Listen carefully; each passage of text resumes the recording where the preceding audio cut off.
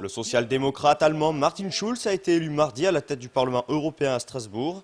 Âgé de 56 ans, Martin Schulz présidait jusqu'à présent le groupe social-démocrate de cette institution.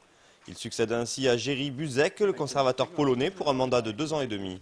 Martin Schulz a obtenu facilement plus de 50% des suffrages exprimés, 387 voix sur les 670 votants. Il laisse loin derrière les deux autres candidats, une libérale britannique et un conservateur eurosceptique également britannique. Il faut dire qu'un accord existait depuis le début de la législature pour que le chef de file des sociaux-démocrates succède à mi-mandat au président Jerzy Buzek, membre du groupe conservateur. 7 anciens présidents du Parlement européen sont présents à Strasbourg. Ils ont assisté à la victoire de Martin Schulz. Le nouveau président a reçu les félicitations et les encouragements de la plupart des groupes politiques représentés dans l'hémicycle. En effet, les parlementaires européens ont un combat commun. Ils veulent peser davantage dans le mécanisme européen de prise de décision.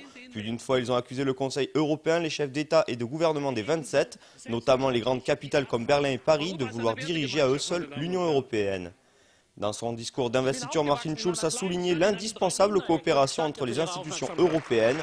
Il a promis aussi d'être le président de tous les parlementaires européens, quelle que soit leur appartenance politique.